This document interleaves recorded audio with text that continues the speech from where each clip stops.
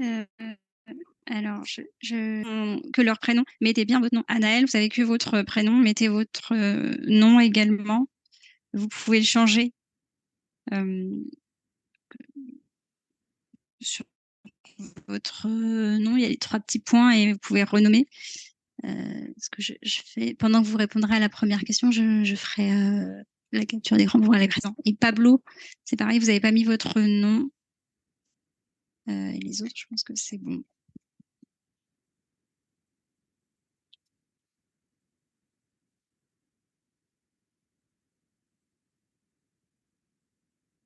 Alors, du coup, on démarre. Alors, première question, quelle est où sont là où les justifications de cette étude?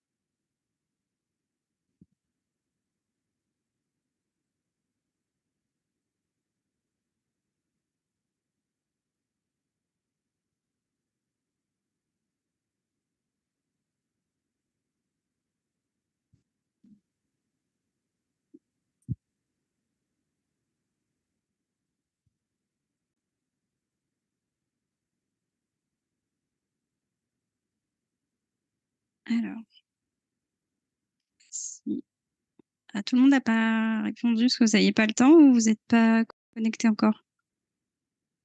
Mais bon, en tout cas, voici les réponses et les bonnes réponses.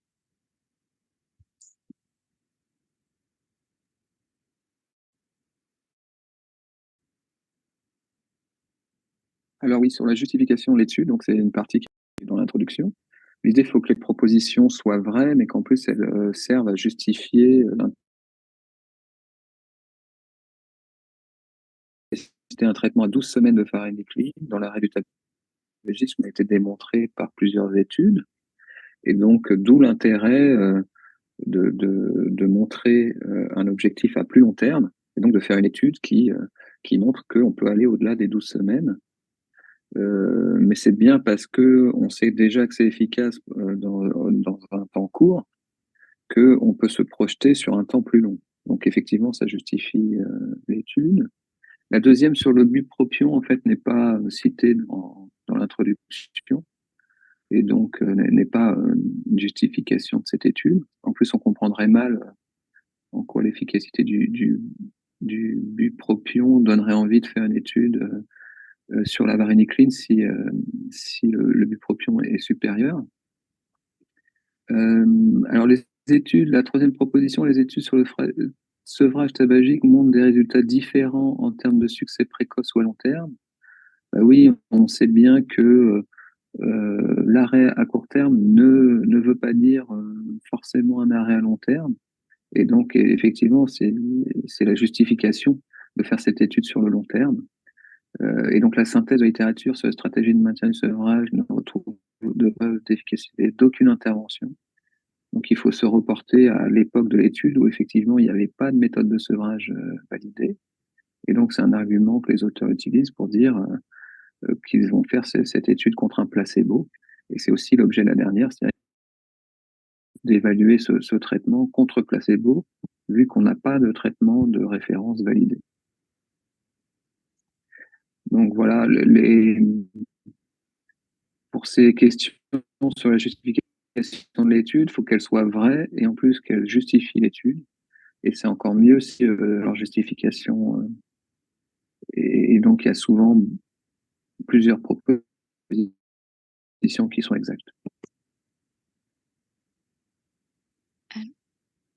Si vous avez des questions, n'hésitez pas à ouvrir votre micro et les poser ou dans le chat si vous n'avez pas de micro, mais je pense que tout le monde a un micro.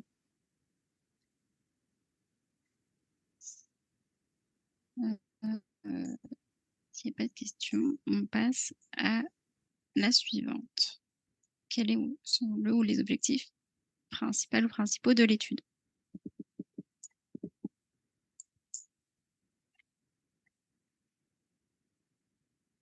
Et alors, juste pendant que vous répondez, ceux qui nous ont rejoints, est-ce que vous pouvez mettre votre nom complet pour votre compte, enfin, Rémi J et Marion, parce qu'on ne vous retrouve pas.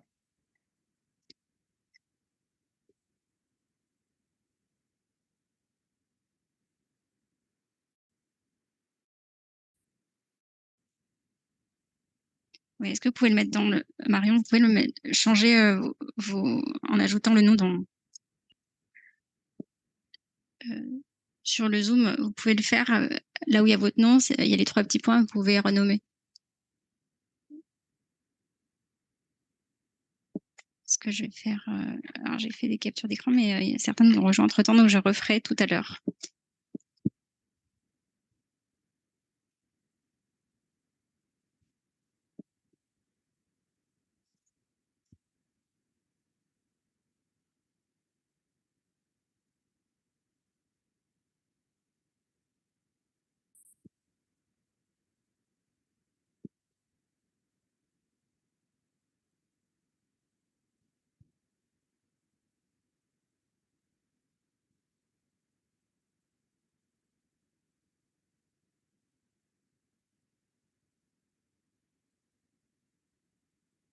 Alors,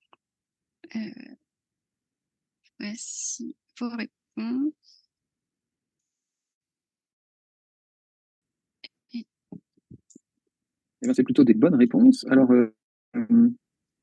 effectivement, la question sur l'objectif principal d'une étude, dans un essai thérapeutique, essai randomisé, on va calculer un nombre de sujets nécessaires sur l'objectif principal et donc il est très souvent unique. Donc à cette question, le plus probable, c'est qu'il y a une seule proposition qui soit vraie.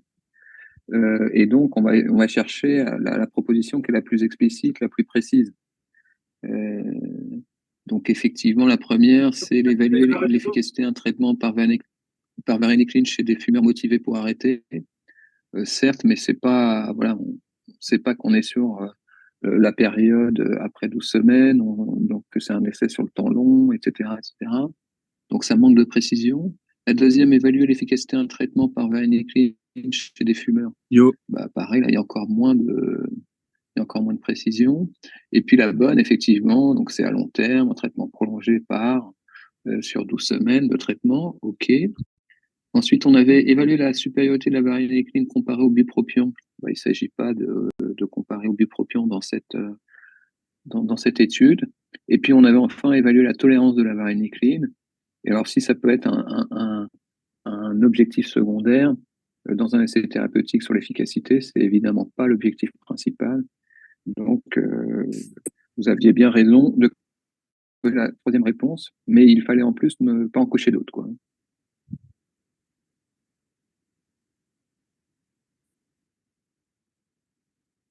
Alors, question suivante.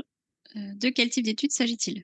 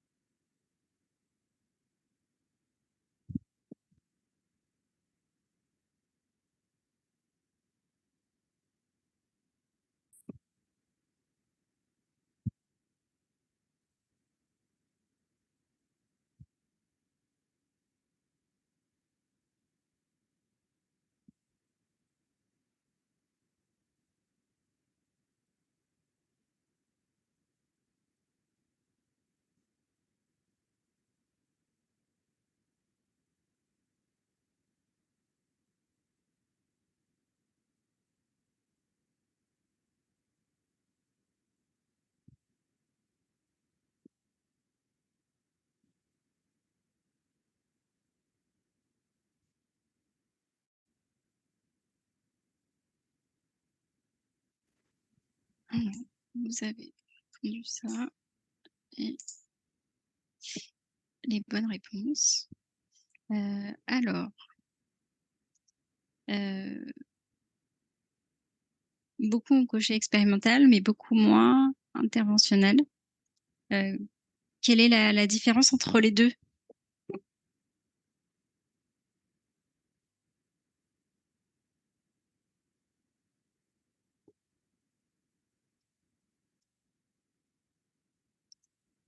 Alors, qu'est-ce que c'est une étude expérimentale? Ça s'oppose à quel autre type d'étude?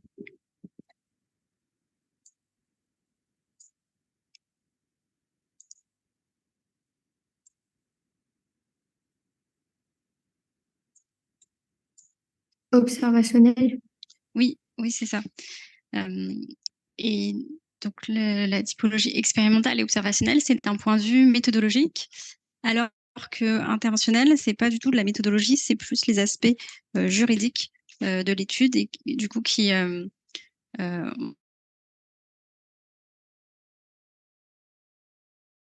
devront être faites pour mener l'étude.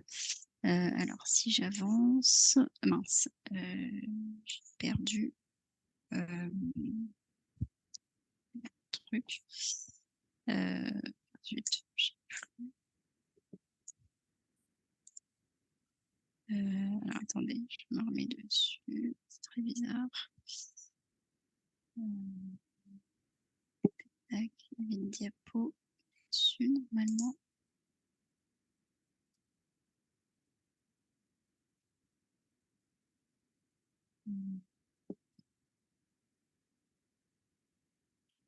Ouais, tout ça.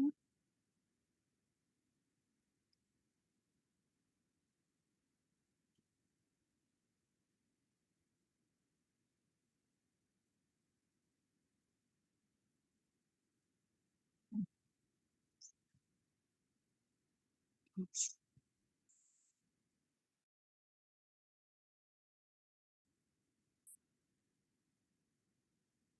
Alors, j'arrête 2 petites secondes, je me remets dessus.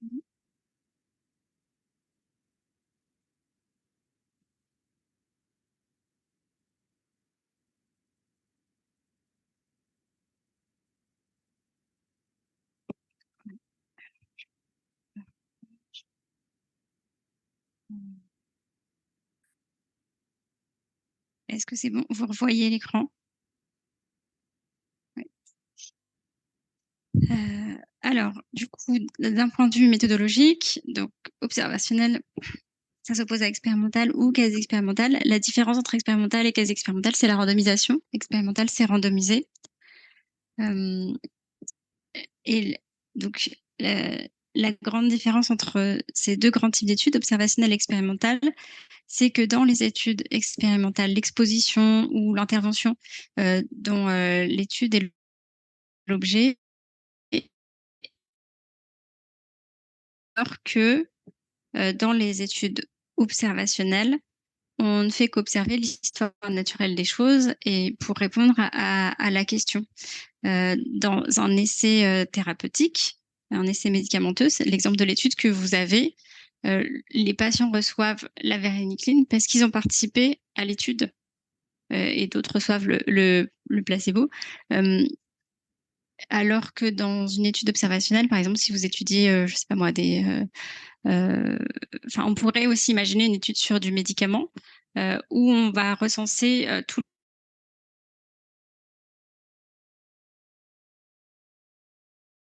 avec un événement. Mais le fait que les patients prennent tel ou tel traitement n'est pas le fait de l'étude. Et dans les études observationnelles, mais ça, vous l'avez vu dans les séances précédentes, on a les études descriptives, on va que décrire un phénomène de santé. Elles peuvent être transversales, ce sont les enquêtes de prévalence. On va étudier par exemple la prévalence du cancer du sein en Île-de-France en 2023.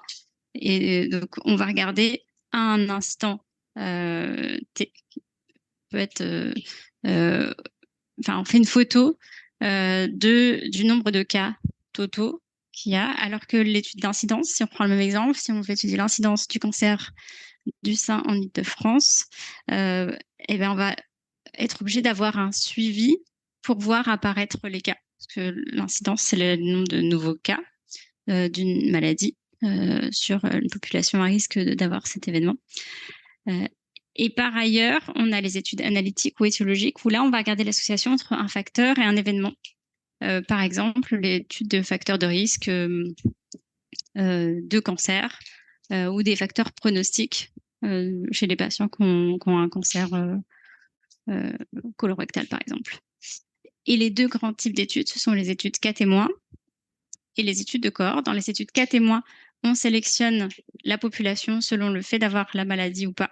Donc les cas sont malades, les témoins indemnes, et on va regarder dans le passé l'exposition à différents facteurs. Donc c'est des études rétrospectives, alors que les études de cohorte, à l'inclusion, personne n'a l'événement d'intérêt. Si on étudie le cancer, par exemple, personne n'a de cancer à l'inclusion. Les sujets peuvent être exposés à différents facteurs et on va les relever et on va suivre la population et on va recenser l'apparition de l'événement qui nous intéresse. Ici, ce serait le cancer, par exemple. Et alors, il y a plusieurs possibilités. Soit on démarre aujourd'hui et on les suit dans le futur, ça fait des études prospectives. Soit on peut reconstruire la chronologie si on fait une étude sur des dossiers médicaux de patients. Et donc, les dossiers, eux, ont été renseignés de façon prospective quand les patients sont venus en consultation ou en hospitalisation, par exemple. Et vous allez reprendre dans l'ordre chronologique pour pouvoir retracer un peu leur histoire d'exposition et la survenue de l'événement. Et donc, par ailleurs, les études expérimentales, où là, tu dis, c'est vraiment contrôlé par l'étude. Ici, dans notre étude, c'est les médicaments. Donc, c'est un essai thérapeutique. Il y a également les études diagnostiques et les études d'intervention. C'est des études quasi expérimentales, avant, après, ici, ailleurs. Si on évalue, par exemple, n'importe quelle intervention, on va regarder avant et après la mise en place de l'intervention ou dans un endroit où elle est mise en place et un autre où elle n'est pas mise en place. Ça, c'est les aspects méthodologiques. Et par ailleurs, il y a les aspects plus juridiques. Et donc là, pour répondre, le premier item, c'était expérimental parce que c'est un essai randomisé. Expérimental, si on dit expérimental, c'est randomisé. Sinon, c'est quasi expérimental pour les études, tout ce pan de droite. Est-ce que vous voyez la flèche de ma souris quand je bouge? Non, peut-être pas. Oui, ok. Donc, pour tout ce qui est réglementation de la recherche, on distingue de grands types d'études, les recherches impliquant la personne humaine et la recherche n'impliquant pas la personne humaine. On regarde dans la diapo d'après. La grande différence entre les deux, c'est que pour les recherches impliquant la personne humaine, on doit avoir les participants en face de nous pour mener l'étude. On a besoin d'eux pour faire l'étude, alors que les recherches n'impliquant pas la personne humaine, c'est typiquement des études sur des dossiers médicaux, où là, vous retournez l'exemple de la cohorte historique, où on retourne dans les dossiers médicaux des patients et on regarde les expositions et dans le suivi s'ils ont eu l'événement. Ça, c'est sur des données qui ont, elles, été recueillies dans le cadre du soin. Et du coup, il n'y a pas besoin du patient en face de soi pour pouvoir mener l'étude. Donc, c'est des recherches n'impliquant pas la personne humaine. Et c'est plus simple d'un point de vue des démarches réglementaires à faire. Donc, ici, notre étude, la réglementation a un peu changé récemment depuis la promulgation du règlement européen. Parce qu'avant, toutes les études sur les médicaments, ça faisait partie de la catégorie 1 de la loi Jardé, des recherches interventionnelles. Et c'est sorti de la loi Jardé, ça dépend du règlement européen, mais on considère toujours que c'est un peu des recherches interventionnelles. Et c'est ce qu'on appelle les études médicaments, qui relèvent du règlement européen, de la même façon que les études sur le dispositif médical. Alors, ensuite, on a les études de catégorie 3, qu'on appelle recherche non interventionnelle. Elles sont à moindre risque pour le patient. Si, par exemple, vous recueillez les données du dossier médical et que en plus, vous faites passer un questionnaire aux patients, par exemple un questionnaire de qualité de vie, et que c'est pas du tout fait dans le soin. Le fait d'ajouter ce questionnaire, ça va vous classer en catégorie 3. Mais pour être en catégorie 3, il faut que le questionnaire que vous faites passer ne modifie pas la prise en charge du patient. Si vous faites passer un questionnaire qui, lui, va modifier la prise en charge, les résultats du questionnaire vont modifier la prise en charge, vous tomberez en catégorie 2, recherche interventionnelle à risque et contraintes minimes qui sont considérées un risque un peu plus élevé pour le patient. Et là-dedans, par exemple, dans la catégorie 2, on a des études pour lesquelles vous allez faire des examens qui sont un peu invasifs.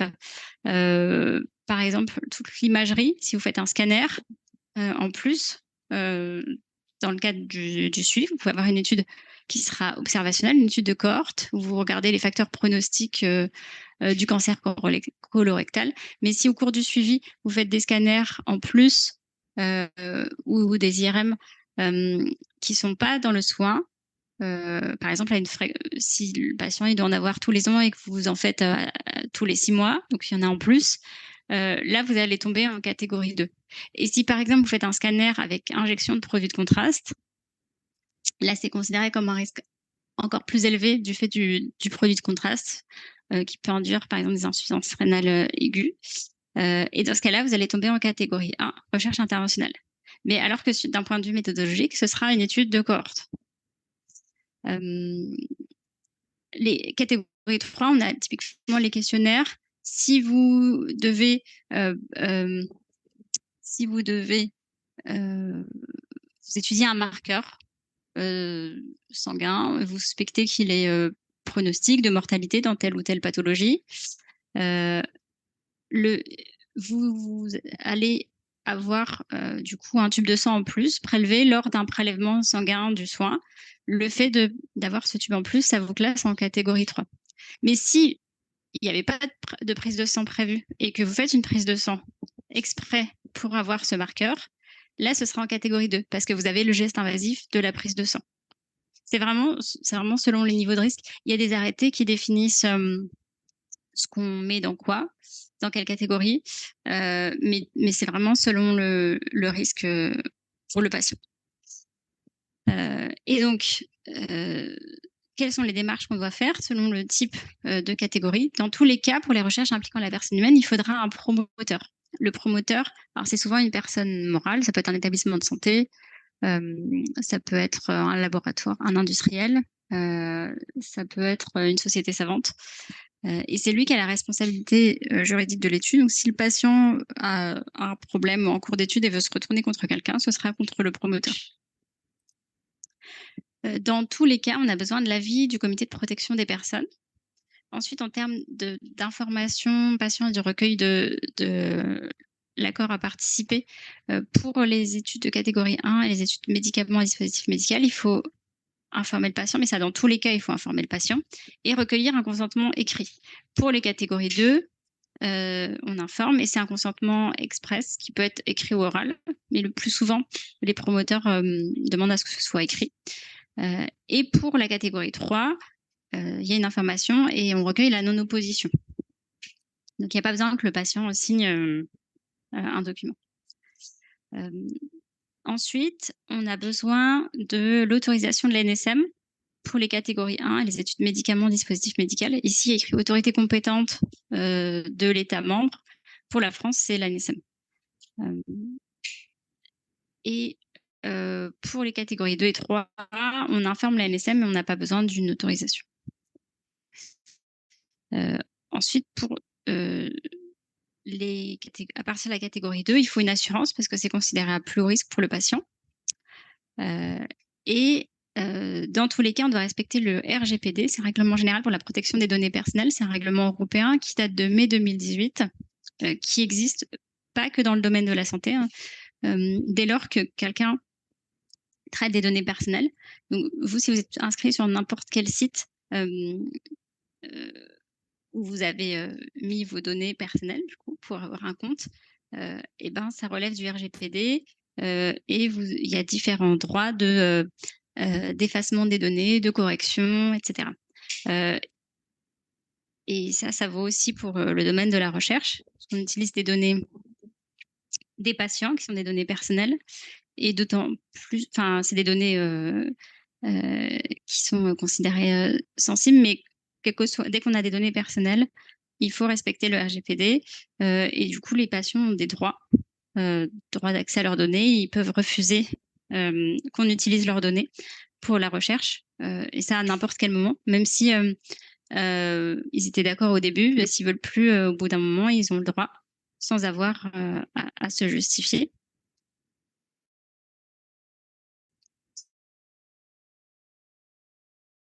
Donc,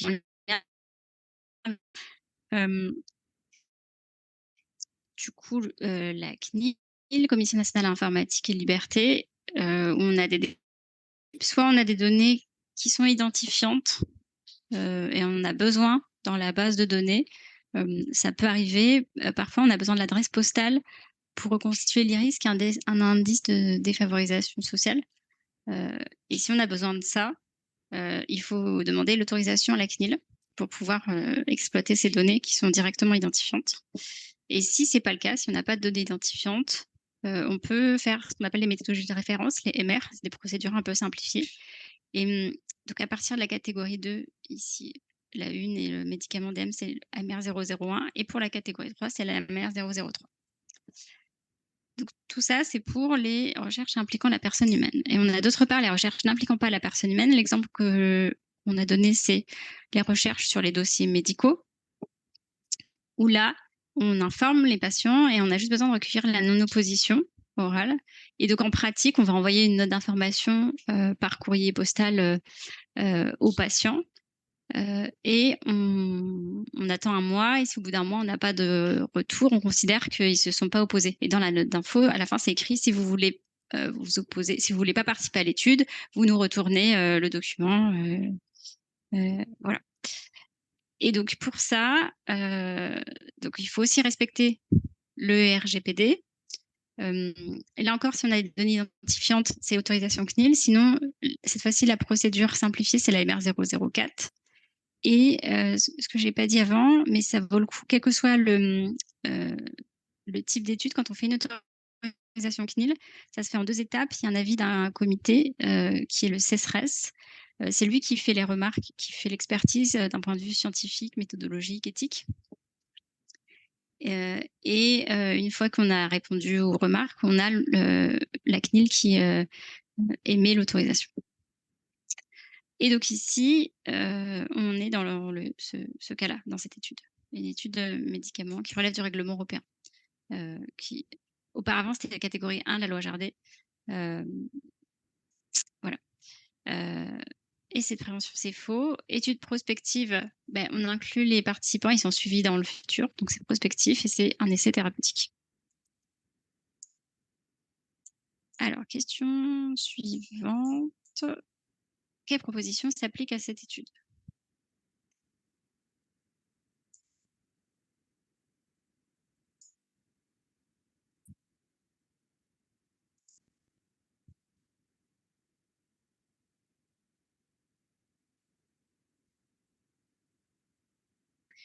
Pour toutes les personnes qui sont arrivées en retard, je vais vous demander de bien mettre votre nom sur votre compte. Je vois dans les participants, Sarah, vous n'avez pas mis votre nom, vous pouvez le changer. À côté de votre nom, en haut dans la barre, quand vous avez votre nom, il y a les 3 petits points et vous pouvez renommer. Parce que si vous ne mettez pas votre nom, on pourra pas, enfin, vous ne serez pas comptabilisé s'il y a des homonymes sur les prénoms.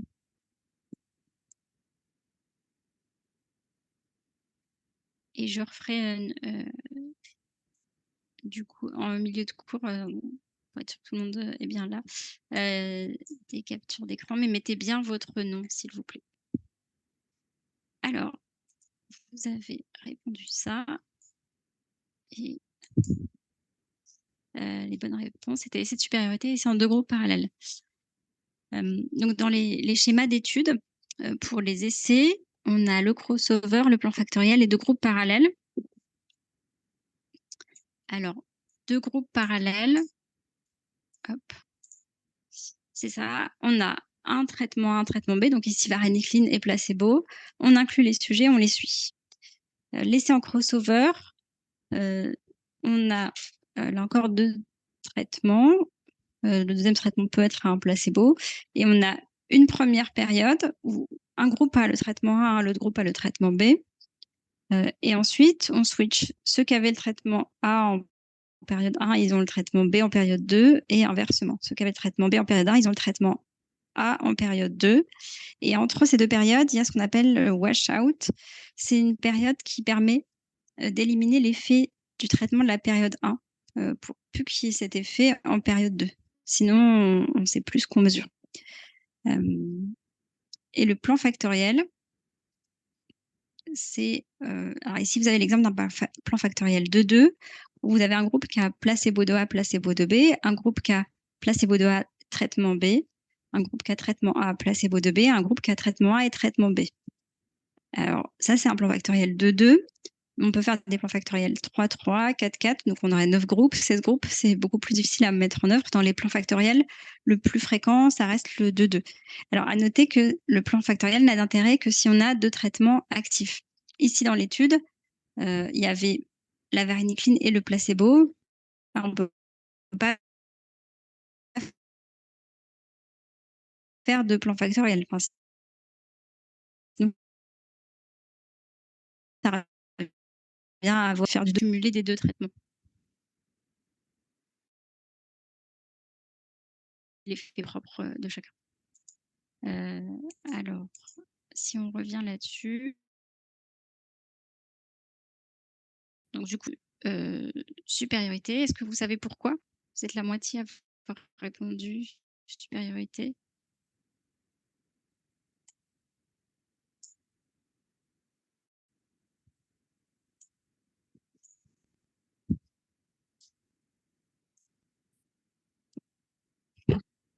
Alors ici, c'est un essai versus un placebo. Du coup, ça n'a pas d'intérêt de faire de la non-infériorité ou de l'équivalence vis-à-vis d'un placebo. Donc, on peut en déduire que c'est de la supériorité. Et l'objectif, c'est de montrer que la varenicline fait mieux que le placebo. Après, on verra par la suite sur quels critères de jugement on s'appuie. Un mot sur les différents schémas. Donc, supériorité, non-infériorité, équivalence. On peut avoir différentes formulations quand on a ce type d'études, l'essai de supériorité. Donc, on a soit une formulation bilatérale, soit unilatérale. Alors, on considère que A, c'est le nouveau traitement, B, le traitement comparateur, qui peut être soit un placebo, soit un traitement de référence.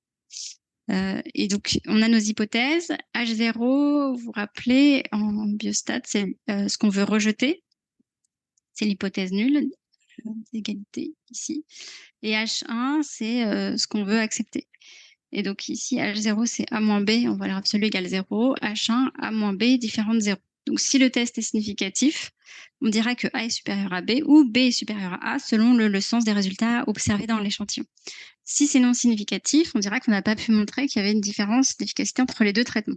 Mais on ne pourra pas conclure à autre chose, comme de la non-infériorité, etc. On ne peut pas non plus dire qu'ils sont équivalents. En formulation unilatérale, H0, c'est A moins B strictement inférieur ou égal à 0 et H1, A moins B strictement supérieur à 0. Ce qui fait que si c'est significatif, on pourra uniquement conclure que A est supérieur à B. Dans cette formulation, on ne pourra jamais montrer que B est supérieur à A. Et si le test est significatif, on dira qu'on n'a pas pu montrer que A était plus efficace que B. Ce qui fait que dans les essais de supériorité, ce qui est recommandé, c'est de faire la formulation bilatérale parce que vous pouvez toujours avoir le comparateur qui fait mieux que le médicament, que le traitement à l'étude, même si c'est un placebo.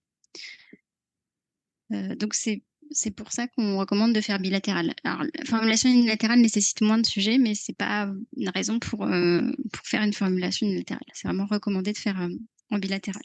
Ensuite, on a l'essai d'équivalence. C'est toujours une formulation bilatérale. Donc, on a A le nouveau traitement, B le comparateur. Et cette fois-ci, on a ce qu'on appelle le seuil d'équivalence. Donc il va de moins delta E à plus delta E. Donc H0 A moins B soit inférieur ou égal à moins delta, soit supérieur ou égal à plus delta. Et l'hypothèse H1 qu'on veut accepter, c'est que A moins B, il est compris entre moins delta et plus delta. Donc si c'est significatif, on dira que A est équivalent à B, sinon qu'on n'a pas pu montrer que A était équivalent à B. Et enfin, l'essai de non-infériorité, qui a toujours une formulation unilatérale. Là encore, on définit un seuil de non-infériorité cette fois-ci. H0, c'est A moins B inférieur ou égal à moins delta, et H1, A moins B supérieur à moins delta. Si c'est significatif, on dira que c'est non inférieur à B, sinon qu'on n'a pas pu montrer que A était non inférieur à B. Juste un petit mot sur ces non-infériorités. On les utilise. On accepte de montrer qu'on fait un petit peu moins bien en termes d'efficacité, pour que le nouveau médicament fait un petit peu moins bien que le traitement de référence sur l'efficacité, mais en contrepartie, on va apporter autre chose. Et cette autre chose, ça peut être une meilleure tolérance, une voie d'administration plus simple. Par exemple, si le traitement de référence, ça se prend par voie IV, et que ça nécessite une HDJ par exemple, et que le nouveau traitement il est péros, donc ce sera beaucoup plus simple pour les patients. Et il y aura peut-être une meilleure observance, ou alors ça peut être un moindre coût aussi du traitement, et la tolérance, je crois que j'ai déjà dit. Donc on a fait le tour pour les formulations. Il y aura une question là-dessus un peu plus loin. Est-ce qu'on a vu tous les items? Oui. Et donc ici, c'était de la supériorité. C'était pas du tout de la non-infériorité. Question suivante. Quelle proposition s'applique à cette étude?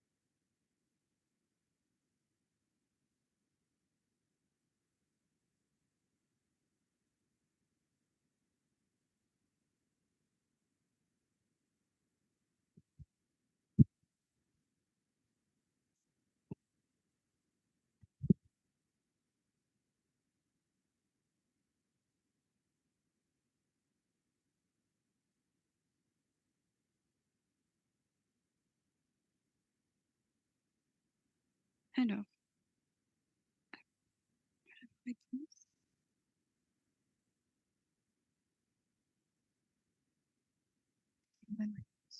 Oui, du coup, alors la randomisation, effectivement, elle est équilibrée et elle n'est pas, comme la proposition 3, 2 pour 1. Randomisation équilibrée, il s'agit de viser à ce que les deux groupes soient de la même taille et donc il y ait bien une personne dans le bras traitement et une personne dans le bras placebo. Donc ça, voilà, sauf s'il y a des questions, le déséquilibre, ça peut être de prévoir qu'il y en ait deux dans le bras témoin et un dans le bras intervention. Mais pour des raisons de puissance statistique, c'est vrai que l'équilibre permet d'inclure un nombre de sujets inférieur aux randomisations qui sont déséquilibrées, qu'on privilégie parfois dans certaines spécificités d'études. Donc voilà, l'équilibre, c'est vraiment l'idée que la répartition se fait dans les deux groupes de manière quasi égale. Alors, ce qu'on peut voir, c'est qu'il y a quand même, malgré cette ambition de randomisation équilibrée, à la fin, on se retrouve avec 603 et 607, ou quelque chose comme ça, et donc un petit déséquilibre entre les deux groupes. Et donc ça, c'est lié à la randomisation, donc qui est ici effectivement stratifiée sur le centre. Ça veut dire quoi, stratifier une randomisation sur le centre? qu'est-ce qu'on va chercher à faire et pourquoi on fait ça? Ah, non, là, c'est les blocs. Du coup, oui, la stratification par centre, c'est aussi l'idée que dans chaque centre, et là, il y en a plusieurs, dans chaque centre, on puisse avoir autant de sujets qui rentrent dans le bras placebo que dans le bras traitement. Et donc, ce qu'on essaye de faire, c'est qu'il n'y ait pas de biais lié au facteur centre. Et donc, on stratifie sur tous les facteurs dont on pense qu'ils peuvent influer sur le résultat. Et donc, on pourrait tout à fait se dire que si on inclut que dans le bras placebo que des gens du Nord et dans le bras traitement que des gens du Sud, eh bien, il y aura toujours la suspicion que les gens du Nord et les gens du Sud ne se comportent pas pareil vis-à-vis du sevrage tabagique, et que donc c'est peut-être ça qui explique plutôt que l'effet du traitement. Et donc, voilà, dès qu'on a l'hypothèse que un facteur pourrait jouer un rôle, pourrait amener de la confusion dans notre résultat, dans la confiance qu'on peut avoir dans notre résultat, eh bien, on va chercher à le stratifier et de faire en sorte qu'il se répartisse de manière équilibrée dans chaque groupe. Et donc, c'est assez souvent ce qu'on fait dans les études multicentriques, avec l'hypothèse qu'il y a peut-être des particularismes régionaux et qu'on ne veut pas que ça soit une hypothèse qui vienne gréver la confiance qu'on peut avoir dans notre résultat. Et donc là, on a fait une randomisation un peu particulière puisque on l'a fait par bloc. Et donc, à quoi ça sert de faire des randomisations par bloc? C'est justement pour minimiser le déséquilibre final. Parce que si on tire au sort, on peut imaginer qu'on tire plein de fois le traitement et que finalement, à la fin, on a tiré beaucoup plus de fois le bras traitement que le bras placebo, et donc on retombe jamais sur notre équilibre. Le bloc, en fait, sert à justement retomber sur notre équilibre et dire, à la fin d'un bloc, eh bien, j'aurai autant de A que de B. Et donc, un bloc de 4, ce sera 2A, 2B. Ça peut être AB, AB, mais ça peut être AA, BB. Enfin, voilà. Euh, des blocs de 6, ce sera 3 et 3, etc. Mais on sait que très vite, l'équilibre se refait de manière importante. Et on garde quand même le côté aléatoire, puisque la distribution dans les blocs est-elle aléatoire. Et donc, l'idée de ne pas avoir un très, très gros déséquilibre, c'est de ne pas avoir ici 500 et 700, mais d'avoir le plus proche de 600-600 pour qu'on ait une puissance statistique maximale. Et donc, c'est l'intérêt. Et ici, comme il y a beaucoup de centres et qu'on a stratifié par centre, eh bien, le déséquilibre qu'on peut avoir par centre se multiplie, en fait. Si vraiment on a une malchance importante et que tout le monde a un petit déséquilibre qui va dans le même sens, eh bien, il se cumule et donc on peut avoir un gros déséquilibre. Et donc voilà, on veut, en fait, faut imaginer que c'est beaucoup d'énergie, beaucoup d'argent qui sont en jeu et que pour vraiment assurer le résultat, on prend toutes les précautions. Certes, ce serait vraiment pas de chance, mais autant éliminer cette solution, puisque si je fais 10 000 essais thérapeutiques tous les ans, eh bien, il y en a quelques-uns qui vont avoir moins de chance que d'autres et donc qui seront plus compliqués. Et donc voilà, c'est l'idée de cette stratification par bloc. Et donc, plus les blocs sont petits, plus le déséquilibre maximal est faible. Par exemple, dans un bloc de 4, eh bien, je peux tirer 2A, par exemple, et que là, la randomisation s'arrête puisque j'ai inclus assez de sujets. Mais le déséquilibre maximal dans les blocs de 4, eh bien, c'est 2. Et donc, je limite ce déséquilibre qui est multiplié par le nombre de centres. Et donc, voilà, le déséquilibre maximum potentiel ici est de la taille de bloc divisée par 2 fois le nombre de centres. Et donc, voilà, c'est toute cette stratégie qui cherche à équilibrer et pour lequel il y a 2 points d'attention. C'est que derrière, ça veut dire qu'il faut des listes de randomisation dans chaque centre. Et donc, chaque centre randomise avec ses listes par bloc, et puis que les blocs soient pas trop petits ou qu'ils soient aléatoires, pour pas qu'au bout d'un moment, les investigateurs, enfin ceux qui recrutent les patients, commencent à deviner que là, on vient de tirer 2A et que c'est forcément 2B, et que donc, bah, c'est peut-être pas lui, je peux l'inclure parce que comme je suis sûr qu'il va être dans le bras placebo, c'est peut-être pas si grave. Enfin, ouais. Pour maintenir l'aveugle, on a aussi des points d'attention quand on utilise cette stratégie par bloc de randomisation.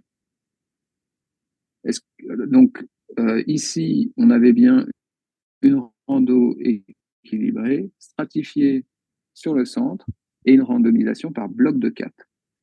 Et donc, c'est dans le texte, hein, c'est dans la méthode, il y a un chapitre sur la randomisation, et on retrouve tout à fait ces éléments.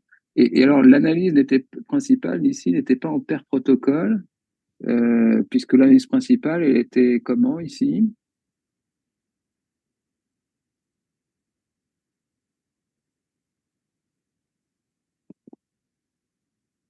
En ITT, tout à fait, en intention de traiter. Voilà. Donc c'est tout à fait ça.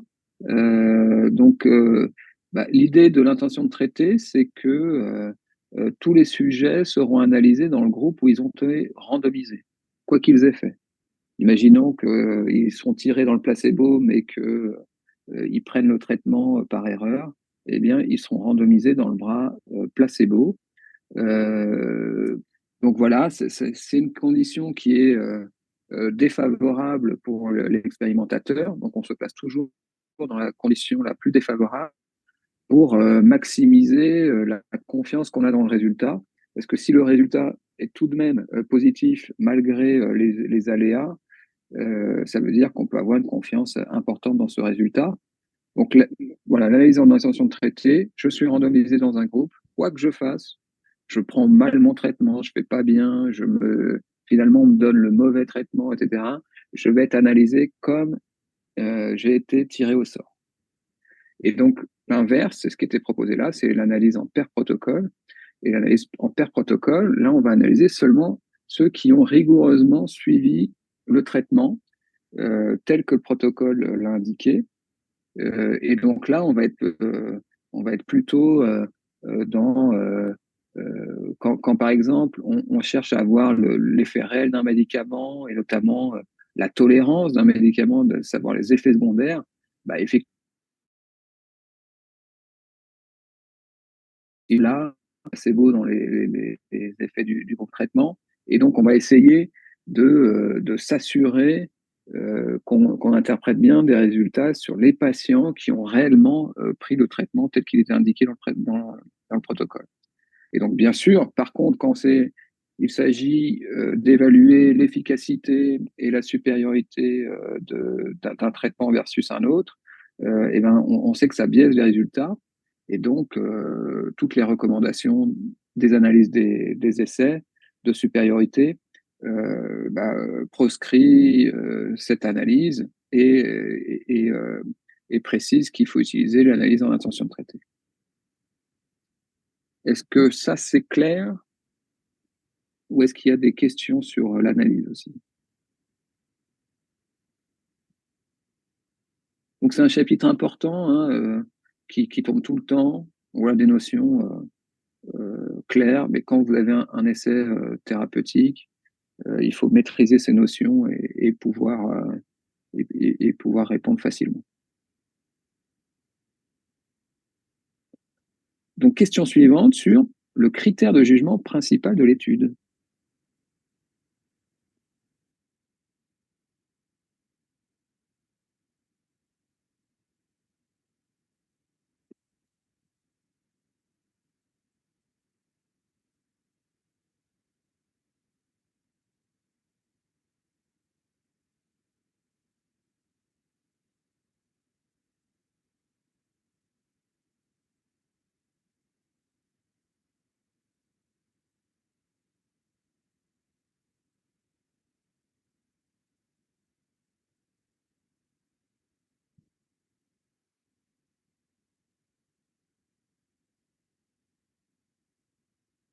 Alors, pour résumer. Et les bonnes réponses. Magnifique. Alors, bon, toutes les propositions ont été un peu cochées. Mais là où vous êtes d'accord, c'est que c'est un critère objectif et parce qu'il est confirmé effectivement par le monoxyde de carbone. Donc, un critère objectif, c'est quelque chose d'objectivable. Et donc ici, le sevrage, ça n'a pas été seulement la déclaration de sevrage, mais ça a été aussi un dosage de monoxyde de carbone pour objectiver la déclaration d'un maintien de sevrage. Donc là-dessus, il n'y a pas trop de problème. Alors ensuite, effectivement, il y a un flou sur composite et unique et direct, etc. Euh, donc ici, le critère, il est unique, il est pas multiple.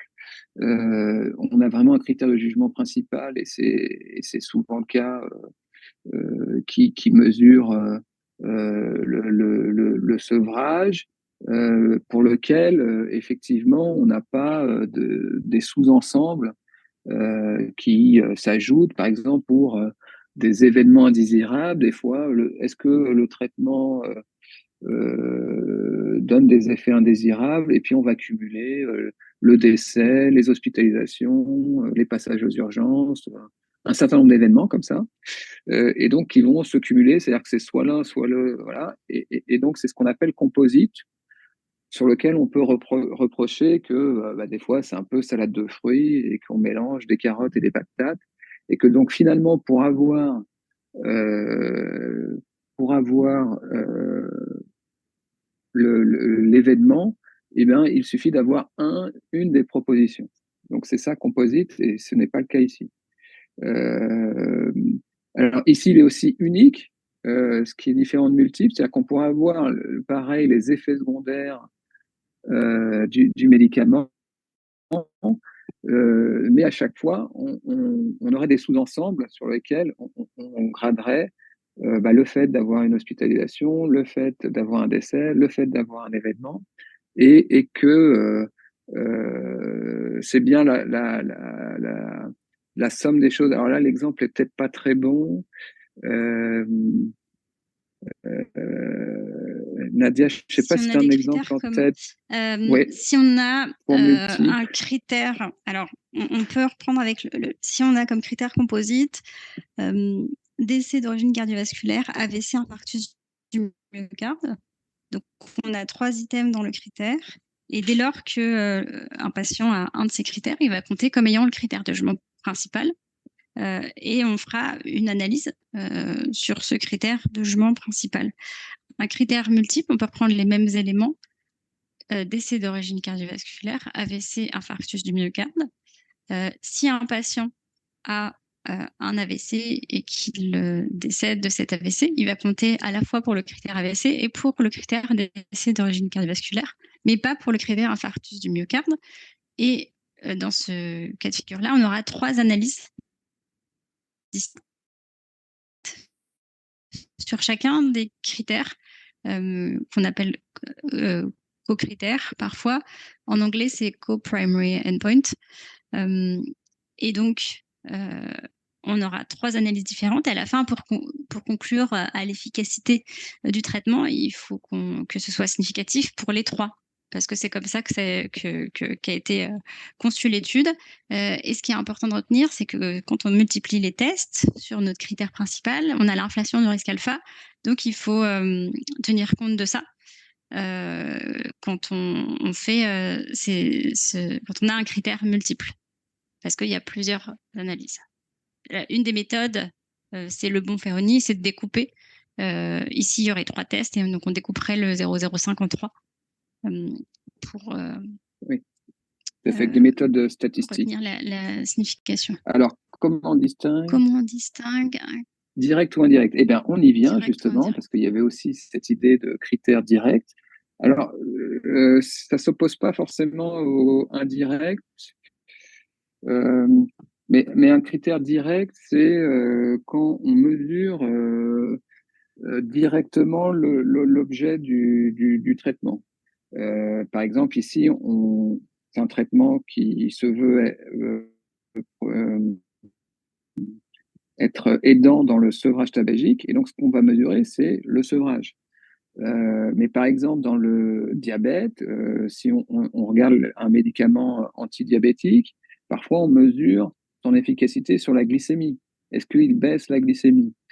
Mais la glycémie, ça ne fait pas forcément l'état de santé des gens. Et donc, le critère direct, ce serait bah, est-ce que ça diminue les événements indésirables, est-ce que ça améliore la santé?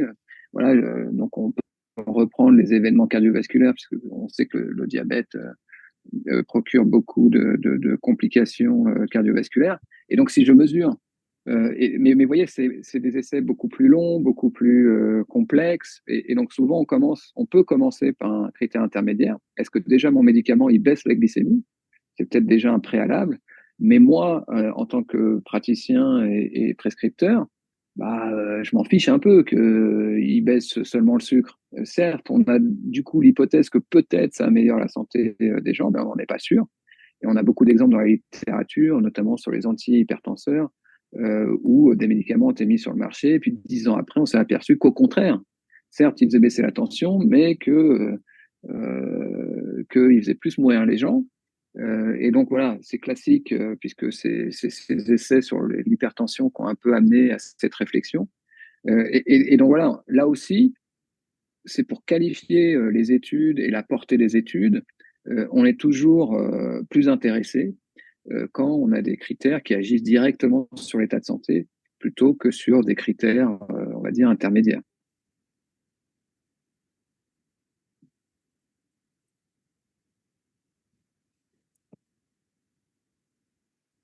Ok. Est-ce qu'il y a d'autres questions sur les critères de jugement le critère de jugement principal? Donc là encore, on a des petits mots comme ça qui ont l'air de rien, qu'on utilise dans le français courant et qui ont des significations assez précises et voilà, il faut sortir de ce flou entre composite, objectif, direct, unique. Voilà, on peut vite s'y perdre et bah, j'espère que là, c'était un peu éclairant. Et juste pour résumer, pour les critères, donc on a d'une part les critères uniques, d'autre part les critères multiples. Et au sein des critères uniques, on peut avoir soit un critère simple, comme ici, soit un critère composite, composé de différents items, comme l'exemple qu'on a donné tout à l'heure. Mais dans tous les cas, pour le critère unique, il y aura une seule analyse statistique. Pour le critère de jugement principal, en tout cas. Après, il y a les analyses sur les critères secondaires. Alors, on passe à la question suivante. Concernant le calcul du nombre de sujets nécessaires, quelles sont les propositions exactes? Alors là, ça ne marche pas. C'est pas la question. Elle est là.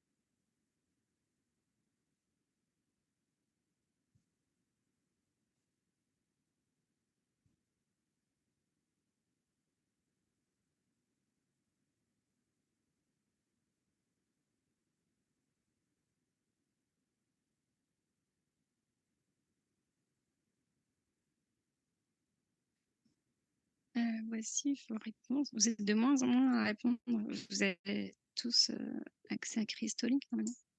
Vous n'avez peut-être pas eu le temps. Alors, vos réponses et hop, les bonnes réponses. Alors, on retrouve ces infos dans le paragraphe analyse stat dans la section méthode.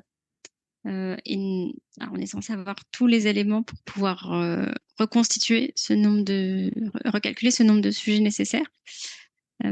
Donc, le risque alpha, vous rappelez ce que c'est? À quoi ça correspond? Alors, du coup, quand on fait des analyses statistiques sur un échantillon. Les deux risques, c'est le risque alpha et le risque bêta. Alors, quelqu'un dit le risque de conclure à tort a une différence. Oui, c'est ça, c'est le risque alpha. Mince. Donc, vous avez la réalité dans la population dont est issu l'échantillon que vous étudiez et le résultat de votre test. Donc, alpha, vous allez retrouver une différence significative dans le test, alors qu'en fait, il n'y en a pas en réalité. Et l'autre risque, c'est le risque bêta. Cette fois-ci, c'est le risque de ne pas trouver de différence à l'issue du test, alors qu'il y en a une en réalité.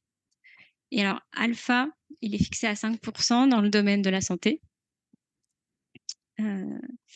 Et bêta, c'est souvent 20%. Et parfois, c'est un peu moins, puisque le corollaire de bêta, c'est la puissance. Donc, c'est le complémentaire 1 moins bêta. Et la puissance, du coup, c'est la probabilité de montrer une différence qui existe bien en réalité. Et on prendra au minimum 80%. Et parfois, on prend 90%, donc ce qui fait un bêta à 10%, voire parfois même plus 95%, ce qui ferait 5%. Mais du coup, ça nécessite plus de sujets. Et le minimum, c'est 80% de puissance. Et donc, si on revient ici, donc ils avaient bien une puissance à 80%. C'est le risque alpha ou risque de première espèce qui est de 5%. Et bêta, c'est deuxième espèce. Donc la 1, elle est fausse. Et le risque alpha, c'était 5%. Donc. Et enfin, la différence minimale que les auteurs souhaitent détecter n'est pas clairement définie. Alors ici, dans l'article, en fait, ils vous mettez dans le paragraphe que ils reprenaient ce qui avait été retrouvé dans un article antérieur sur le bureau pion, je crois, mais il vous donne pas les données chiffrées. Du coup, il faut aller voir l'article et on ne sait pas bien. Enfin, même si on va voir l'article, c'est difficile de savoir sur quoi ils se sont basés exactement. Donc, on peut pas reconstituer. Donc, c'est pas là, c'est pas clairement défini. Il aurait fallu, ça aurait été bien, qu'ils mettent tous les chiffres dans le présent article.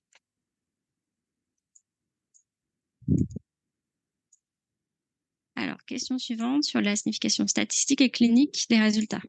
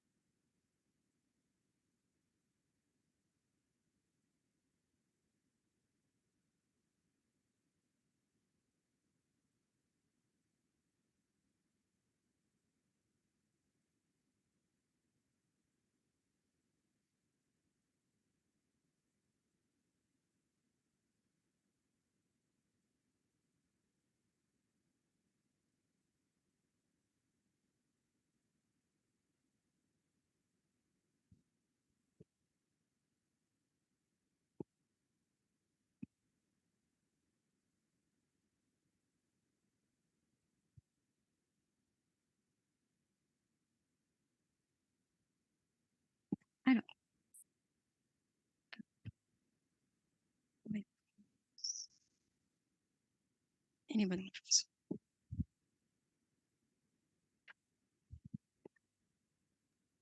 Ok, donc là, c'est un item important hein, parce que on a deux paramètres qui sont autour de la signification, mais qui sont vraiment très différents. La signification statistique de l'étude, ça va vraiment être la confiance qu'on peut avoir dans la réponse qu'on a à la question qui a été posée et que l'analyse statistique, par sa puissance et par le résultat qu'on trouve, va nous donner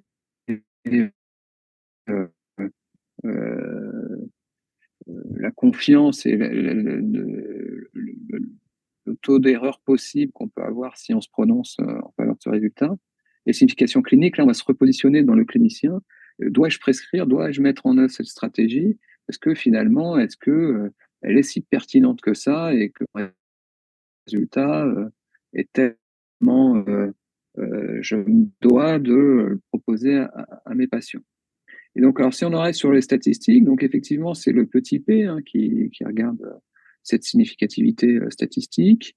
Et ici, on voit qu'elle est très inférieure à 0,01 et que donc, on a vraiment très peu de choses de se tromper quand on exprime le résultat tel qu'il est présenté. Et donc voilà, on peut dire que cette signification statistique, elle est importante. Donc plus le P est faible, plus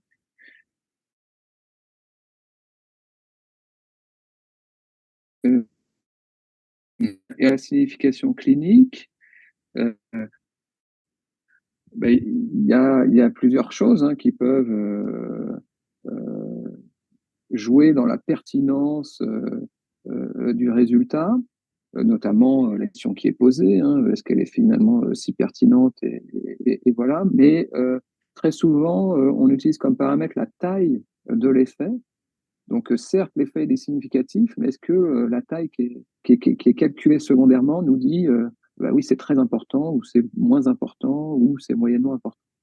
Et donc, cet effet, il est calculé par le nombre de patients qu'on a besoin de traiter pour qu'il y en ait un qui en bénéficie. Et donc là, ce qu'on vous dit, c'est qu'il faut traiter 5 patients pour éviter une rechute. Et effectivement, c'est un effet important. Alors, il y a quelques médicaments, les antalgiques notamment, où la plupart des patients bénéficient du traitement. Mais il faut savoir que la plupart des stratégies thérapeutiques, il faut traiter plusieurs patients et des fois plusieurs dizaines de patients pour qu'il y en ait au moins un qui en bénéficie. Et donc, quand il suffit de traiter 5 patients pour qu'il y en ait un qui bénéficie, on considère que quand même c'est quelque chose qui a un intérêt. Après, il faudra voir les effets secondaires. S'il y a beaucoup d'effets secondaires et que j'expose beaucoup de patients pour rien, mais en tout cas, sur l'efficacité, ça reste quelque chose d'intéressant à regarder. Alors oui, un autre paramètre, c'est se dire, là, on a une efficacité à 24 semaines, mais 24 semaines, ce n'est qu'une demi-année, même pas. Et donc, on sait que dans le sevrage tabagique, 6 mois, c'est encore fragile. Bien sûr, 6 mois, c'est mieux que 12 semaines, qu'un peu moins de 3 mois, mais c'est pas encore Byzance. Voilà, on sait bien que notamment la dépendance psychologique au fait de fumer des cigarettes peut durer jusqu'à 2 ans et que donc on serait encore plus intéressé par un produit qui nous montre le vrai long terme, ce qui était un peu annoncé, c'est-à-dire un recul par exemple à 2 ans. Donc voilà, en ça, c'est discutable. Par exemple, le fait qu'on peut se demander si, certes, à 6 mois, c'est fait, mais est-ce que derrière, ça continue? Et donc, la deuxième proposition, sur la discussion de la signification clinique, elle est fausse. On peut toujours discuter, effectivement, donc, c'est un peu contradictoire voilà, de cocher la 4 et de ne pas cocher la 2. À partir du moment où on discute l'effet persistant, et c'est bien l'effet, c'est la signification clinique qu'on discute, alors la signification clinique n'est pas indiscutable.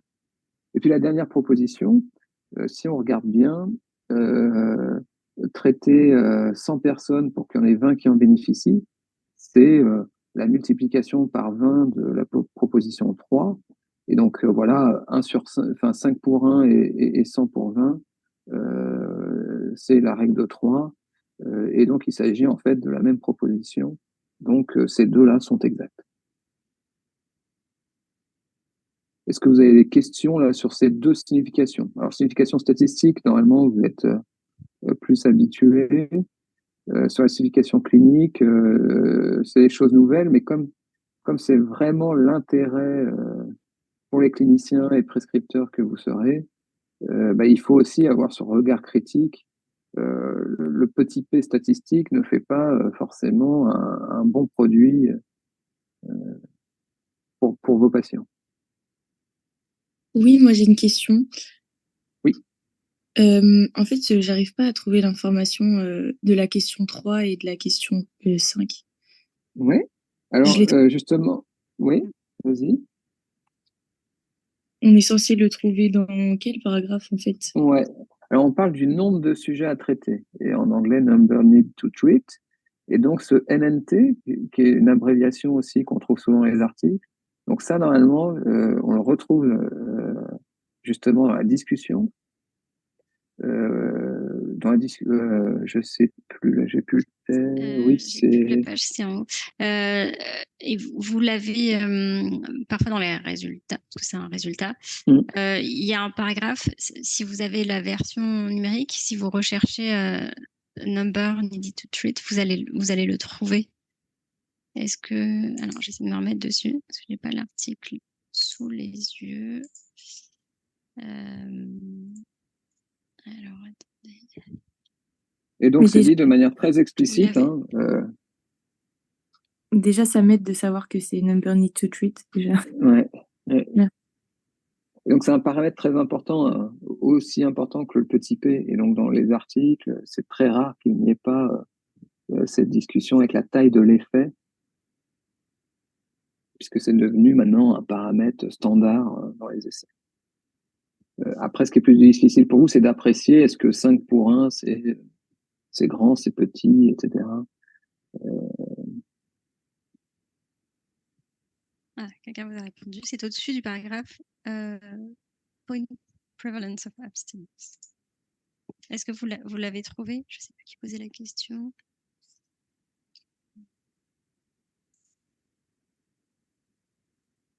Je vais le trouver. Merci. J'ai pas l'article en et je vais essayer de retrouver.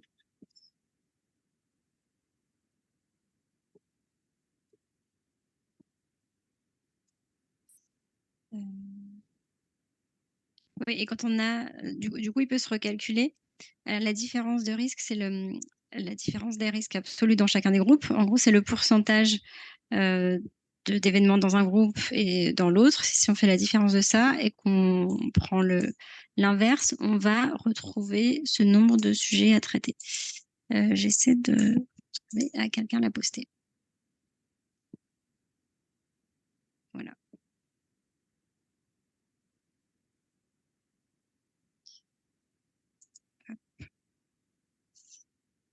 Donc, on passe à la question suivante. Merci Clara d'avoir mis la réponse.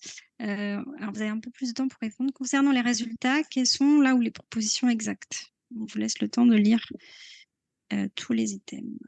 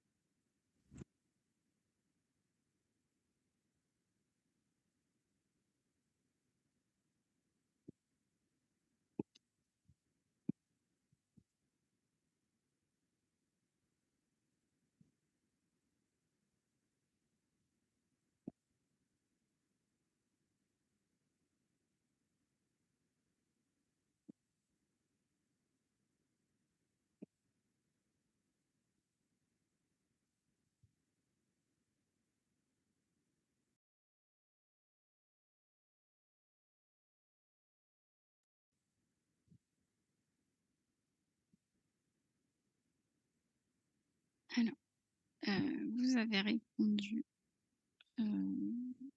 là et les bonnes réponses. Alors,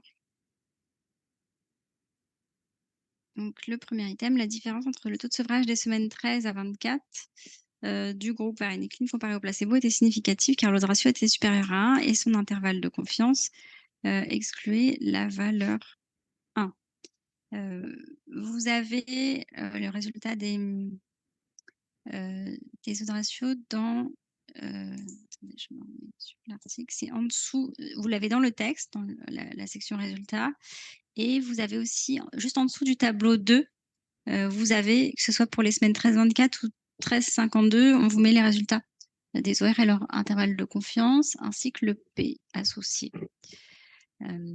Et donc ici, on vous dit c'est significatif car le ratio était supérieur à 1 et l'intervalle de confiance ne comprenait pas la valeur 1. C'est vrai, puisque du coup, c'était 2,48 avec un intervalle de confiance entre 1,95 et 3,16. Donc, l'intervalle de confiance ne comprend pas la valeur 1. Donc, il y a bien une association significative. Et le fait que ce soit supérieur à 1, ça va dans le sens de... c'est en faveur de la varénicline par rapport au placebo. Et ici, alors c'est dans ce sens-là parce que le critère de jugement, c'est quelque chose de favorable. C'est c'est l'abstinence. Si on a un critère défavorable, dans ce cas-là, il faudra avoir un ratio inférieur à 1 pour que ce soit en faveur du traitement à l'étude par rapport au groupe comparateur. L'item 2, la varénicline avait un effet protecteur sur le risque de rechute à 24 semaines par rapport au placebo, car la borne inférieure de l'intervalle de confiance de l'odds ratio était supérieure à 1. Du coup, si on a la borne inférieure de l'intervalle de confiance qui est supérieure à 1, donc l'intervalle de confiance ne comprend pas la valeur 1, donc il y a une association significative et ça va dans, là encore, comme le premier item, ça va dans le sens de la varénicline, de l'efficacité de la varénicline par rapport au placebo. Alors, et juste pour mémoire, pourquoi on dit qu'on prend 1 comme référence quand on a des odds ratios, et c'est pareil pour des risques relatifs ou des hazard ratios, on considère qu'on a, si on trouve, comme dans l'étude 2,48, on dira, si on l'interprète un peu comme un risque relatif, que le risque du coup d'abstinence dans le groupe varénicline, il est multiplié par 2,48 par rapport au groupe placebo. Et comme on multiplie, 1 c'est la valeur neutre, et si on multiplie par 1, c'est pas d'association. La 3, la varénicline avait un effet protecteur sur le risque de rechute des semaines 13 à 52 par rapport au placebo, car l'odds ratio était supérieur à 1 et la borne supérieure de l'intervalle de confiance, j'ai plus la fin, mais je pense que c'est écrit, était supérieur à 1. Et ben, du coup, notre borne supérieure, elle va pas être très indicative. C'est plus la borne, votre borne inférieure, parce que même si votre borne supérieure, elle est supérieure à 1, vous savez pas si l'intervalle de confiance comprend la valeur 1 ou pas, et si c'est associé significativement. La 4, on vous met la varénicline avait un effet protecteur sur le risque de rechute à 52 semaines par rapport au placebo, car l'odds ratio était positif. Un odds ratio, c'est toujours positif, ça va de 0 à plus l'infini. Et donc, c'est pas ça qui explique l'association. C'est toujours positif. Et enfin, la 5, il y avait une différence significative du taux de rechute à 24 semaines entre les groupes varénicline et les placebo, car le petit p est inférieur à 0,05. Dans l'article, on vous met que le p il est inférieur à 0,001, donc c'est bien inférieur à 0,05. Donc c'est une association significative. Est-ce qu'il y a des questions là-dessus? Et alors juste pour revenir sur cette histoire de 1 dans l'intervalle de confiance ou pas, ça dépend du coup du type de critère de jugement, de la mesure d'association qu'on a. Et donc c'est important de savoir quel est le type de variable. Donc, ici, dans l'étude, c'est une variable qualitative, abstinence, oui, non. Ils ont fait une régression logistique, ils ont un autre ratio comme mesure d'association. Quand on a des données censurées, si au lieu de couper en différentes périodes comme ils ont fait là et de regarder l'abstinence, on voulait savoir à quel moment il y a une rechute, par exemple, en regardant jusque quand survient la rechute exactement. On aurait fait une variable censurée. Et dans ce cas-là, on a des modèles de Cox et on a des hazard ratios qui est un rapport de risque instantané. Ça veut dire qu'à chaque instant, on a un risque, si on avait trouvé par exemple toujours 2,48, à chaque instant, on a un risque qui multiplie par 2,48 d'avoir une rechute. Ici, ils ont fait le choix de découper en 2 périodes et de prendre une variable binaire. Mais du coup, sur l'interprétation, c'est toujours des risques qui sont multipliés. Alors que quand on a une variable quantitative, si on a par exemple un score de qualité de vie, et dans ces cas-là, on a une régression linéaire et la mesure d'association, ce sera une différence, ou parfois on appellera coefficient bêta ou coefficient de régression. Et dans ces cas-là, ça prend des valeurs de moins l'infini à plus l'infini, et la valeur neutre, ce serait 0 et pas 1.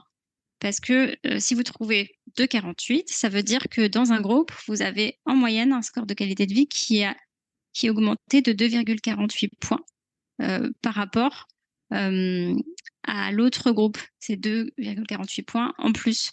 Donc, c'est comme si on faisait des additions et des soustractions. Donc, dans ce cas-là, la valeur de référence, c'est 0. Et on regarde si l'intervalle de confiance comprend 0 pour voir s'il y a une association significative. Alors, à noter qu'ici, c'est des méthodes qu'on peut utiliser en analyse multivariée, mais également en univariée. Mais ça s'interprète de la même façon. Pour les valeurs de référence, ce qui change, c'est que dans la multivariée, on a pris en compte des facteurs de confusion potentiels qu'on n'a pas pris en compte dans l'analyse univariée, puisqu'on étudie les variables explicatives une à une. Question suivante. Concernant l'aveugle de la deuxième partie de l'étude, quelles sont les propositions exactes?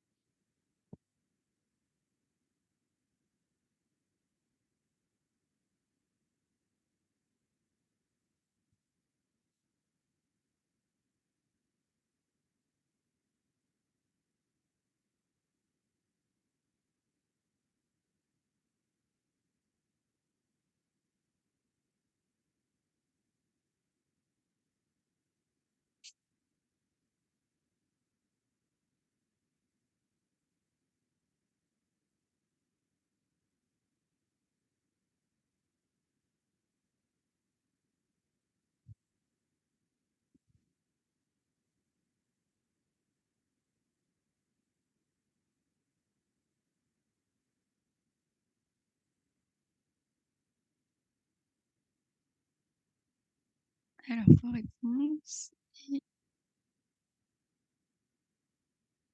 Des bonnes réponses. Alors, vous êtes beaucoup à avoir coché biais de sélection. Du coup, le biais de sélection, c'est vraiment les critères de sélection de votre population pour qu'elle soit représentative de la population cible à laquelle vous voulez appliquer les résultats. Et du coup, l'aveugle, c'est pas du tout, il n'y a pas de lien avec ça. L'aveugle, ça permet de limiter le biais de mesure, puisque les gens ne savent pas quel traitement ils ont eu. Et donc, ils ne vont pas être influencés consciemment ou inconsciemment sur la mesure des critères, surtout quand on a des critères subjectifs. Quand on a des critères très, très objectifs mesurés par des automates, c'est moins un problème. Mais quand on a d'autres critères qui peuvent être cliniques, c'est plus problématique et c'est important d'avoir une étude en aveugle. Et donc, tout ce qui contribue à limiter les biais, ça va améliorer la validité interne de l'étude. Et donc, dans les biais, on a le biais de mesure, le biais de sélection et tout ce qui est confusion. Et donc, la confusion, ici, dans cette étude, ce qui limite la confusion, c'est la randomisation. Ce qui fait que tous les 2 groupes sont comparables en tout point, sauf le traitement reçu. Donc, si à la fin, on montre une différence, on sait qu'elle est due au traitement reçu. Et c'est cette randomisation du coup, qui permet d'avoir, de conclure à une relation de causalité entre le traitement et le critère de jugement. Ce qu'on ne peut pas faire dans les études observationnelles, parce que même si on fait une analyse multivariée dans les études observationnelles, on a toujours des facteurs de confusion résiduelle, des facteurs qu'on ne mesure pas dans l'étude, parce qu'on ne les a pas recueillis, parce qu'on ne peut pas recueillir tous les facteurs, ou alors des facteurs qui peuvent être facteurs de confusion, mais dont on n'a même pas connaissance qu'ils le sont. Donc on peut de fait pas les prendre en compte.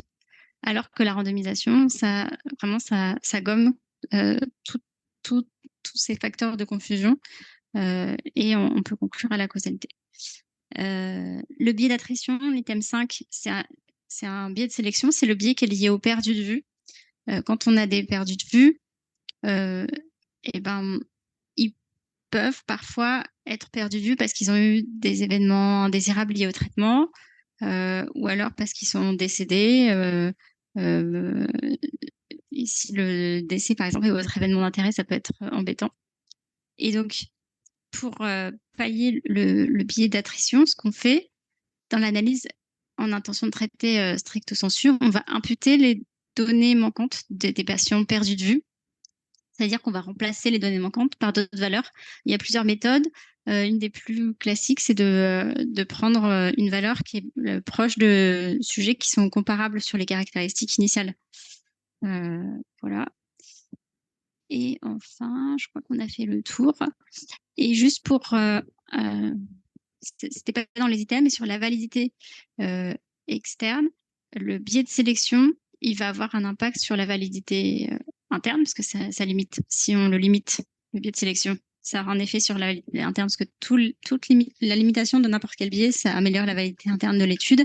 Et en plus, pour le biais de sélection, ça influe sur la validité externe, tout ce qui est généralisation des résultats de l'étude.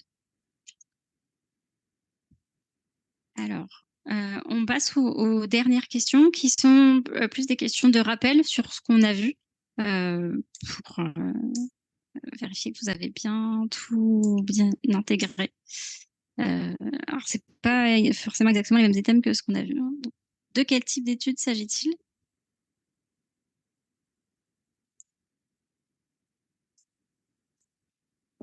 Et après, alors, comme certains sont arrivés en cours, je vais refaire capture d'écran de tous les présents. Et certains ont mis iPhone. Et donc, on ne peut pas savoir qui c'est. Alors, mais peut-être ça a été changé en cours de route. Mettez bien, ouais, j'ai toujours quelqu'un qui s'appelle iPhone. Du coup, on ne peut pas savoir qui c'est. Donc, mettez bien votre nom. Vous pouvez changer. Dans la barre en haut, quand vous avez votre intitulé qui s'affiche, vous pouvez changer avec les 3 points en mettant renommé.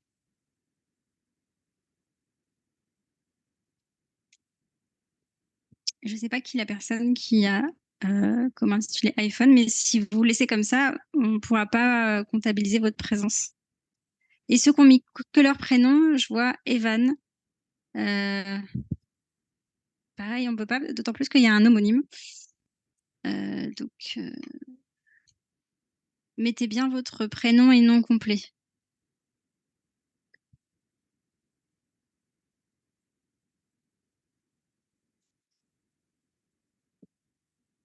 Alors, vous avez quasi tous bien répondu. Ici, c'est pas du tout une étude observationnelle, comme on l'a dit tout à l'heure.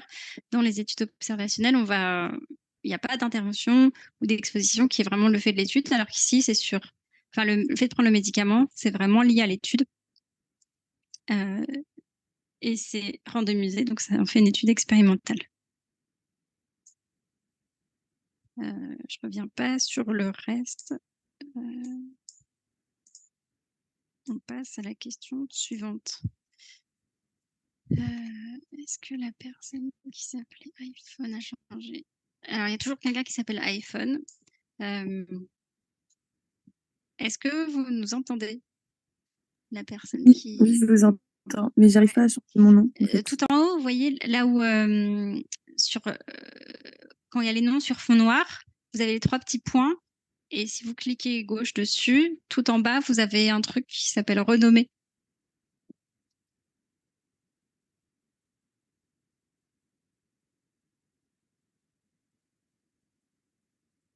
Est-ce que vous le trouvez? Oui, normalement, c'est bon. Ok. Alors, du coup, ouais, je refais pour une dernière fois une capture d'écran pour comptabiliser ceux qui sont arrivés un peu en retard tout à l'heure. Alors, hop.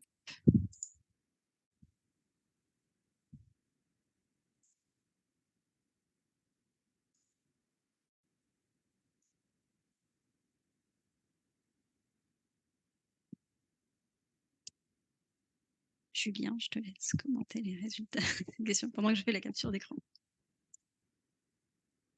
Tout à fait, parfait. Du coup, cette randomisation, donc, comme on l'avait dit tout à l'heure, elle est bien par bloc de 4 et stratifiée par centre, ça posait pas de problème. Effectivement, elle est en double blind, donc double aveugle, n'est-ce pas? Donc ça posait pas non plus de problème. Et on avait bien dit que pour l'analyse principale, c'était en intention de traiter, vous vous rappelez, et non pas en pair protocole. Donc, on ne pouvait pas cocher les deux, mais ça n'a pas l'air d'être le cas. Par contre, il fallait pas se tromper et mettre dans l'analyse principale en intention de traiter. Voilà, donc on avait tout dit. On n'avait pas parlé du double aveugle, mais qui est un classique, effectivement, pour maintenir l'équilibre entre les deux groupes. Il est très important de maintenir un double aveugle pour pas qu'il y ait de biais au niveau de la sélection et au niveau de la prise des traitements pour les patients. Ok, donc là, vous avez très bien répondu. Et puis, la question suivante. Donc, justement, on va parler de l'aveugle. Hein. Et donc, que permet l'aveugle?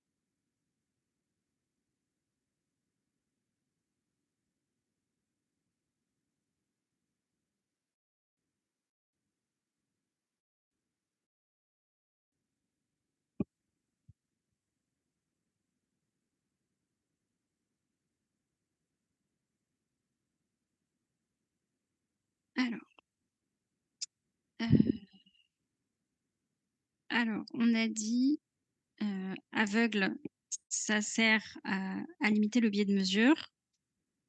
Pour le biais de confusion, dans cette étude, c'est la randomisation qui permet vraiment de limiter ça. Et le biais de sélection, ça n'a rien à voir. C'est vraiment les critères qui font que vous sélectionnez une population d'études. Et comme ça limite le biais de mesure, ça améliore la validité interne, mais pas externe. Externe, il n'y a que le biais de sélection qui a un effet sur la validité externe.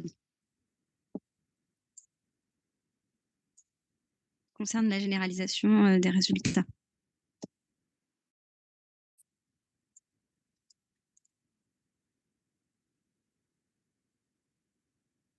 Alors, concernant les résultats et implications, quelles sont les propositions exactes?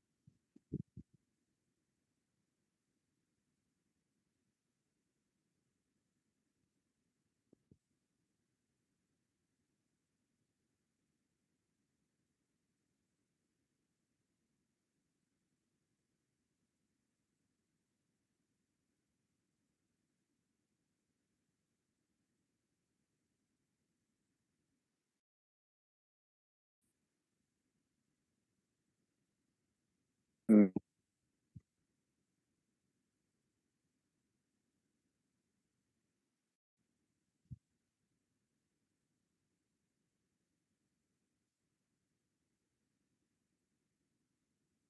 Alors, les bonnes réponses.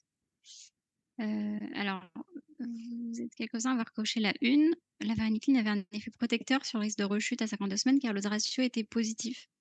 Alors, le ratio est toujours positif, donc ça ne peut pas justifier qu'on retrouve un effet significatif de la varenicline sur le critère de rechute à 52 semaines. En revanche, le fait que le petit p soit inférieur à 0,05, ça explique une différence significative. Ici, c'est à 24 semaines. C'était du coup p inférieur à 0,001, le critère à 24 semaines. Il faut traiter 5 patients pour éviter une rechute chez un patient entre les semaines 13 et 14. Ça, c'est le NNT qu'on a vu tout à l'heure. Number needed to treat. Parfois, nombre de sujets à traiter, NST en français. Chez 5 patients, c'est pas du tout ça. Et on peut se demander si ce serait... l'effet persiste à long terme après arrêt du produit. Ça, c'est vrai, c'était en lien avec la signification clinique de l'étude, des résultats de l'étude. Et enfin, dernière question qu'on n'a pas vue, mais sur laquelle on vous interroge souvent, qui est importante à connaître pour savoir ce que vous faites de l'étude. Donc, quel est le grade de recommandation et le niveau de preuve de cette étude?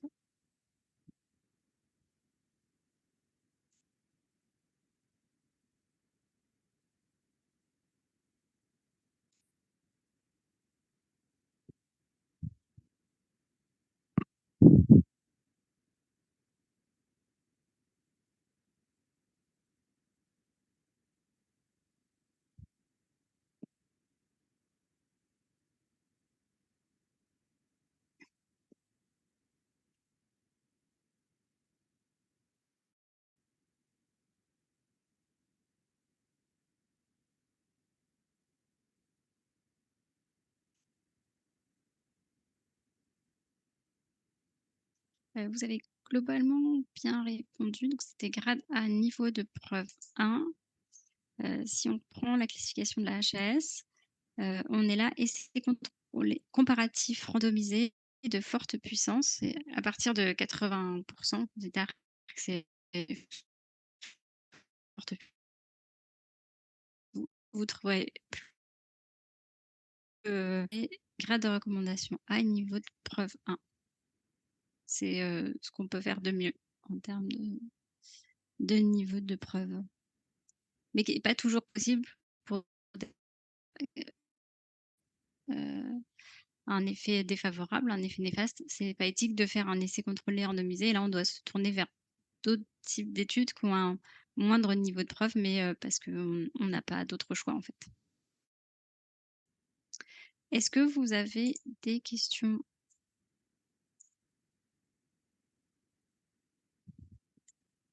Eh bien, s'il n'y a pas de questions, on clôt la session. Alors, j'ai bien fait la capture d'écran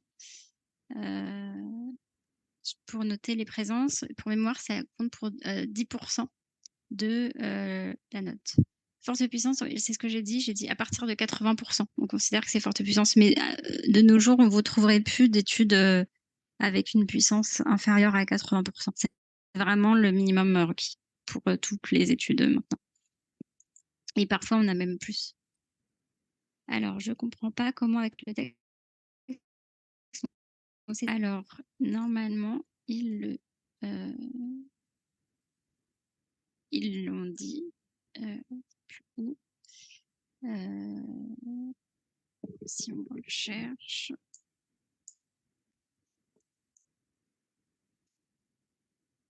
Voilà. Page 66, tout en bas, à droite, l'avant-dernier paragraphe, on vous dit que c'est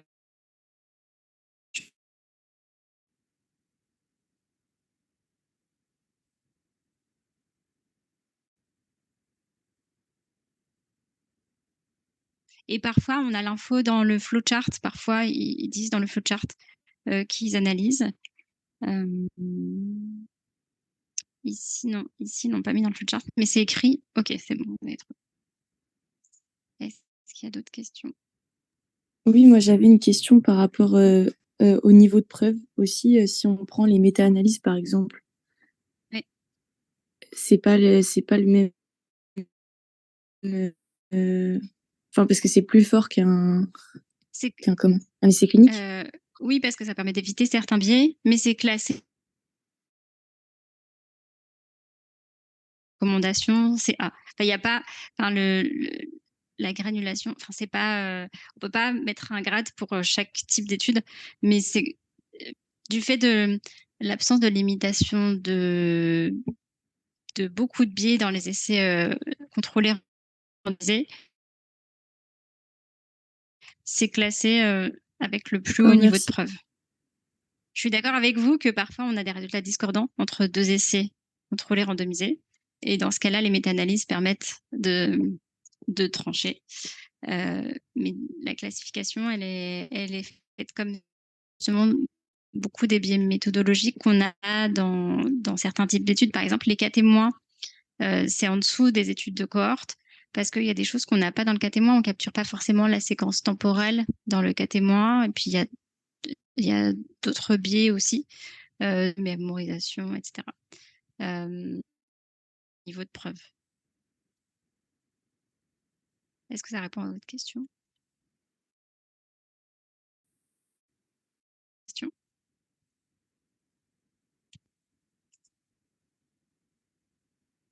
Alors, s'il n'y a pas d'autres questions, on clôture la session.